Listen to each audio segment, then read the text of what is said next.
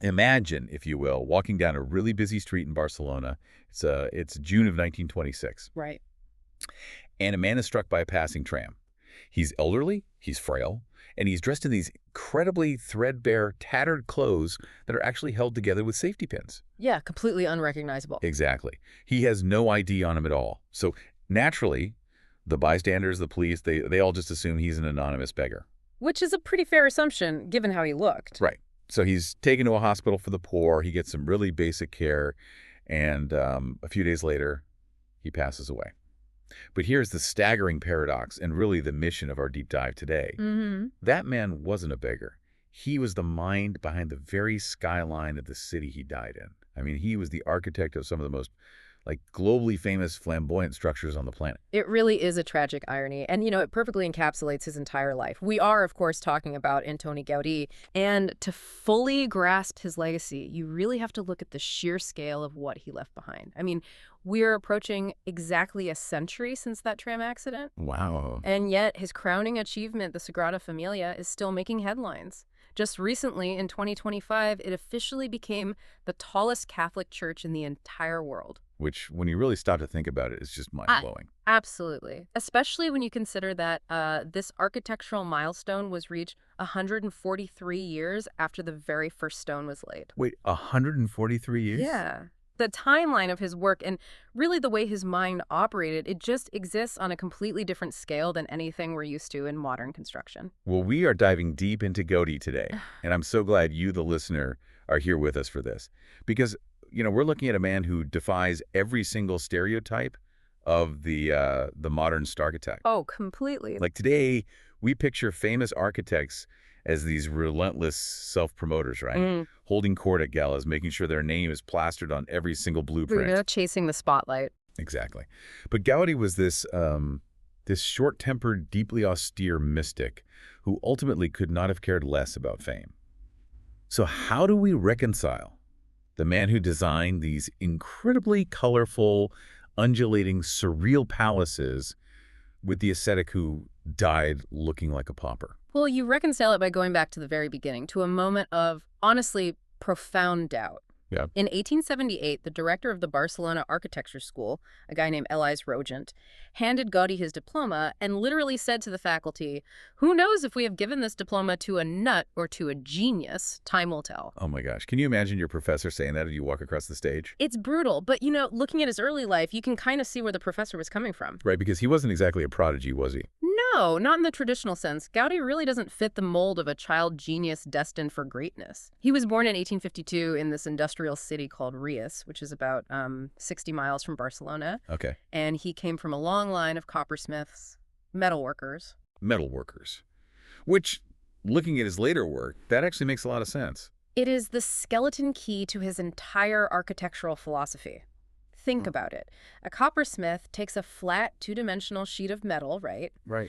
And they hammer it into a three-dimensional vessel. So from childhood, Gaudí wasn't thinking in terms of lines drawn on flat paper. He was thinking about volume. Oh, wow. He was constantly visualizing how flat planes curve and warp into actual physical space. Which explains so much about his schooling because, based on the sources, he actually had average or even failing grades in almost every traditional subject. Exactly. He was a terrible test taker. Right. The only area where he excelled was geometry.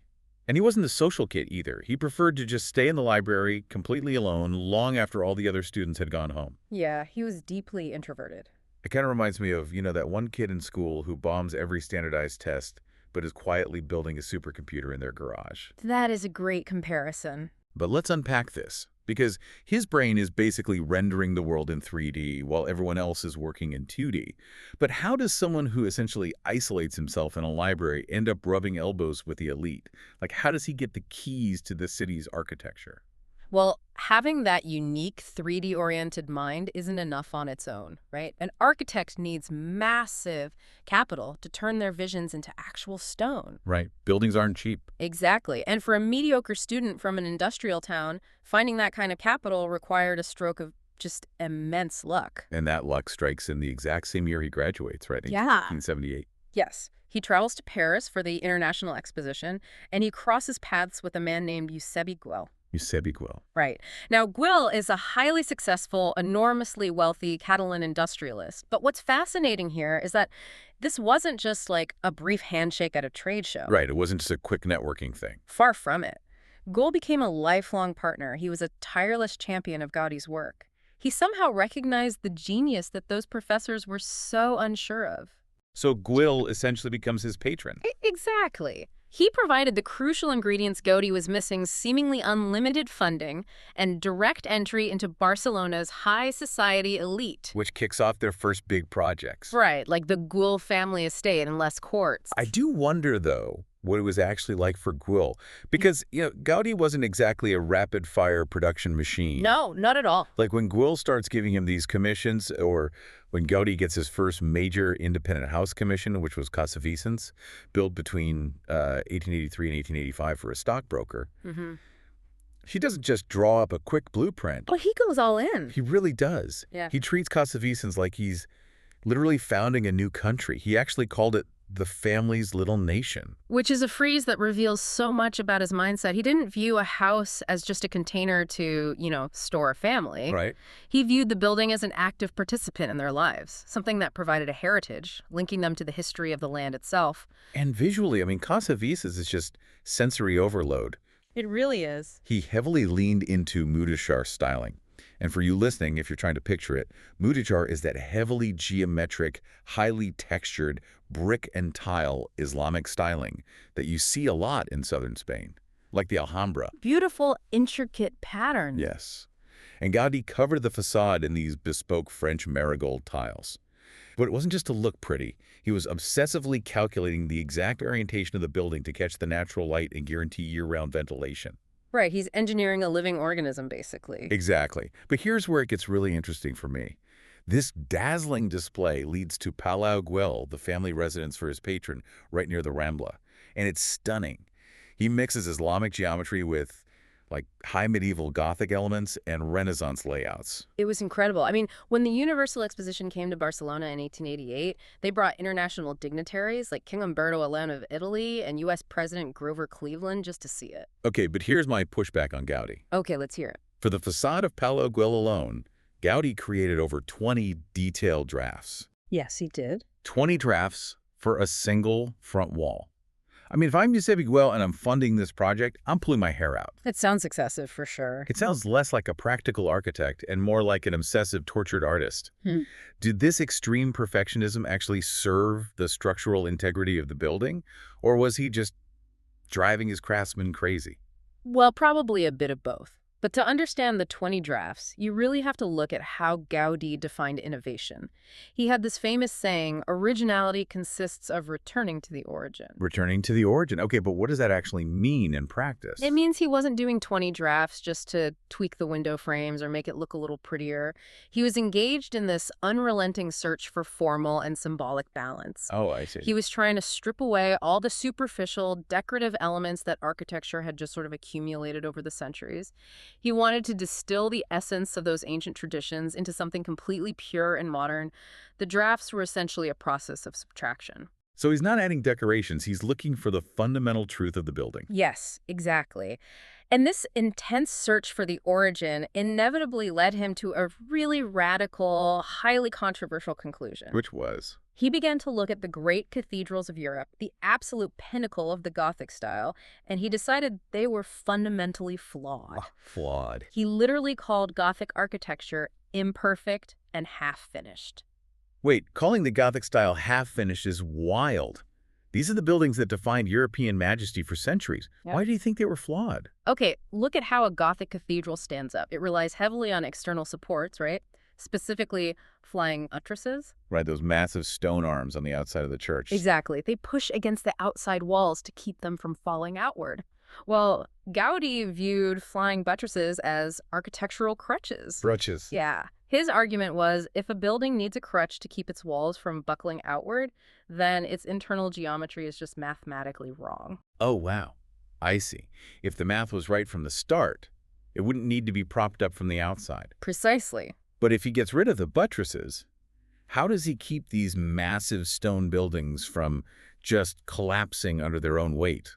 He realized he had to invent an entirely new architectural language. And to find it, he turned to the ultimate engineer. Nature. Nature. Which actually makes perfect sense, because if you think about a massive tree, like a redwood or an old oak, it doesn't need external crutches. No, it doesn't. The trunk supports the really heavy branches, because those branches angle outward naturally. They distribute the weight evenly straight down into the roots. That is the exact mechanism Gaudí adopted.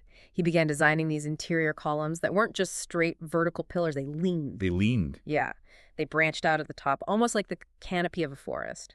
And by doing that, they catch the weight of the roof exactly at the points of greatest tension, directing that force straight down into the earth. And once he unlocks that natural geometry, that's when we get the real naturalistic masterpieces, the ones people wait in line for hours to see today. Oh, absolutely. The Casa Batlló, for instance, known locally as the Dragon's Lair. Such a striking building. It really is. When you look at the roof, it doesn't just look like a dragon, it physically mimics the anatomy of one. The rounded roof tiles are shaped like a jagged, undulating spine, and the flat tiles are layered exactly like scales. And that's a direct structural nod to St. George, the patron saint of Catalonia, who famously slayed a dragon. Right, so he's weaving cultural mythology directly into the structural physics of the city. It's brilliant. And then you have Casa Milà, nicknamed the Quarry or La Pedrera. It has these massive, flowing, horizontal stone layers. It honestly looks like cliff faces that have been eroded by wind and water over thousands of years. Yeah, it's very geological. And today, it's a revered UNESCO World Heritage Site. But at the time, the media ruthlessly mocked him for it. There was actually a famous cartoon in 1912 that depicted the building as a literal hangar for zeppelins. People completely lost their minds over this. The public simply lacked the visual vocabulary to process buildings that looked like geological formations. Right, they just weren't ready for it. Not at all. And honestly, nowhere was this clash between Gaudí's radical vision and the public's readiness more obvious than with Park Güell. Ah, Park Güell. I mean, if you buy a postcard in Barcelona today, there's a 90% chance it has a picture of Park Güell on it. Oh, easily. But what most people don't know is that it started out as a catastrophic business failure. It really did. Eusebio Güell had purchased nearly 50 acres of this rugged terrain on Carmel Hill, and his vision was to create a highly exclusive, health-conscious, British-style garden city. Oh. He wanted to build 60 luxury homes for wealthy families far above the smog of the city center. So he was trying to build an early 20th century gated community. Basically, yeah. But the real estate venture completely flopped. The wealthy buyers just never materialized. Out of the 60 plan, they only ever built 2 houses. Whoa, only 2? Yeah. However, instead of abandoning this massive plot of land, Gaudí pivoted. He completely transformed this commercial failure into an absolute masterclass of urban planning and ecological symbiosis. The details there are just staggering, like the hypostyle hall, which is a literal forest of massive Doric columns that support the public square above it. Right. And speaking of that square, it's bordered by this incredibly long, undulating bench covered in vibrant, colorful mosaics made entirely of broken tiles. Yes. And that technique is called trinketis. And what's fascinating here is that it wasn't just a stylistic choice, it was actually an engineering necessity. How so? Think about it. Gaudí was building with organic three-dimensional curves, right? Yeah. If you take a standard, flat, square ceramic tile, you cannot smoothly wrap it around a rolling, undulating concrete bench. Or, a curved dragon sculpture. Oh, right. The tie will snap. Yeah. Or the angles will just jut out awkwardly. Exactly. The only way to skin a three-dimensional curve with ceramic is to shatter the tile into fragments and piece them together like a puzzle over the curved surface. That is brilliant. The brokenness of the tile is actually what allows it to be fluid. Precisely. And he was so resourceful with the environment itself, too. He took the rubble that was excavated from the hillside and used it to build the viaducts and pathways. Yeah, he wasted nothing. He made the structures organically merge with the topography. It's essentially the ultimate 19th century version of sustainable upcycling. He basically built the park out of the park. He did. And if we connect this to the bigger picture, this ecological intuition was deeply tied to a cultural movement he was involved in called the Renaissance. The Renaissance of Catalan culture. Exactly. Park Güell is a profound physical statement. By using the actual earth of Carmel Hill to build the park and integrating Catalan mythology into the mosaics, Gaudí was declaring that Catalan identity is physically rooted in the landscape itself. It's a beautiful concept. Yeah. But, as Gaudí ages, his focus shifts pretty dramatically. It does. He goes from building elite homes and public parks for the wealthy to obsessing over a much higher divine authority. His faith really starts taking center stage. His spirituality had been deepening for years. He began to see his architectural talents not as like a personal achievement, but as a divine gift, something he was obligated to use for God. Right. But before he tackles his ultimate masterpiece, he knew he needed to refine his new architectural language. He needed a place to test out building without those Gothic flying buttresses. He needed a laboratory. And that laboratory was the Church of the Colonia Güell. Yes. Will wanted a church for his industrial textile village. Now, Gaudí only ever finished the crypt, the lower section, but what he did down there fundamentally changed the history of engineering. This is where he actually proved that you don't need Gothic crutches. It is a marvel of early calculation. Because remember, to figure out the exact angle that his tree-like columns needed to lean in order to support a massive stone roof without buttresses, Gaudí couldn't just boot up 3D computer modeling software. Right, this is the early 1900s. Exactly. So he invented a gravity-based physical computer. A physical computer. Yeah, it's called a hanging chain model or a funicular polygon. Okay, I have to ask you to break this down for us. Because the idea of a physical gravity-based computer sounds like pure science fiction. How did it actually work? Okay, imagine taking a piece of string and holding the two ends in your hands. Okay, I'm picturing it. The string naturally droops down in the middle, right? Gravity pulls it into a perfect natural curve. That's called a catenary curve. And that string is in pure tension. Right, gravity's pulling it down. Now, Gaudí built a massive model of the church on the ceiling of his workshop. He hung thousands of strings upside down from the ceiling. Thousands of strings. Thousands. And he attached little canvas bags filled with birdshot to the strings to represent the weight of the actual stone arches. Oh, wow. So he has this massive upside-down spider web of weighted strings just hanging from his ceiling. Exactly. And gravity naturally pulled those weighted strings into the optimal shapes for bearing that specific weight. Then Gaudí took photographs of this upside-down string model. Okay. And he flipped the photographs right side up. Wait, oh my gosh. Yeah. That same perfect curve, once flipped right side up, is now in pure compression. It forms the absolute perfect self-supporting arch. It doesn't need external buttresses because the natural geometry guarantees that all the weight is directed perfectly down through the columns into the foundation. He used gravity in reverse to do the math. He literally let gravity design the building. That is absolute genius. And frankly, he needed that genius because he was about to take on a project with a scale that almost defies belief. The Sagrada Familia. The most famous unfinished building in human history. And the craziest part is, it wasn't even his idea initially. No, it wasn't. The vision actually belonged to a bookseller named Jose Maria Boccabella. Boccabella wanted to build an expiatory temple, meaning it would be funded entirely by public donations to sort of combat the rising secularism in society at the time. Right. They initially hired a conventional architect who drew up a standard neo-Gothic design. But he clashed with the promoters, and they handed the project over to a young Gaudí.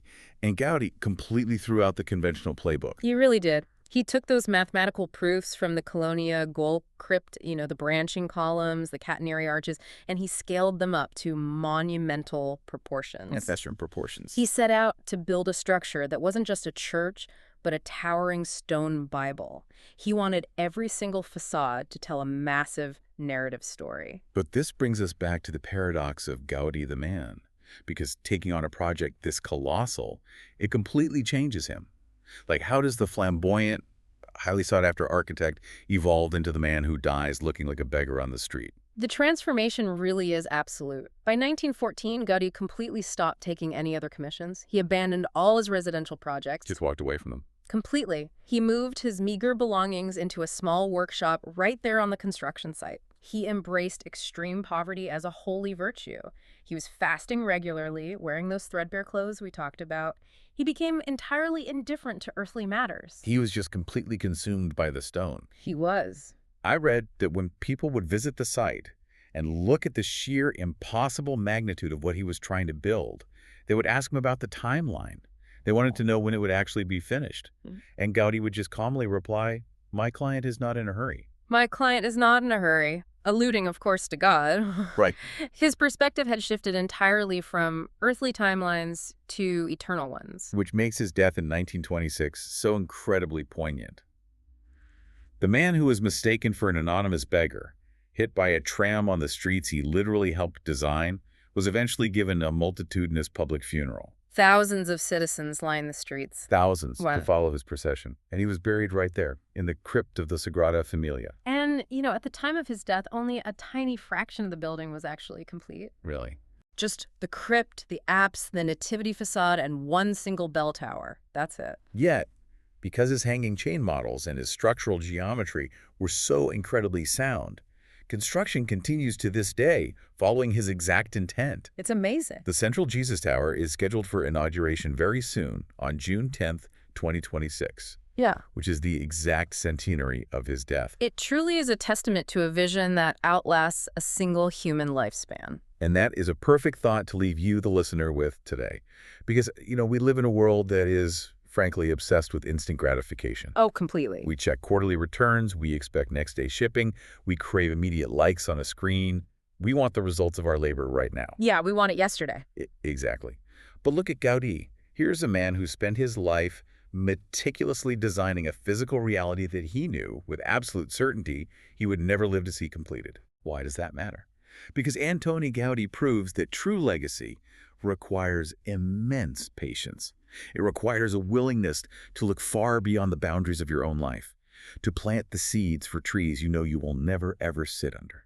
That is a beautiful way to frame it. And as we conclude our deep dive today, I want to draw on a thought from the Catalan surrealist Salvador Dalí. Oh, I love Dalí. Dalí once described Gaudí's architecture as a revolution of the sentiment of originality. A revolution of the sentiment of originality. Yes. And this raises an important question for you, the listener, to consider.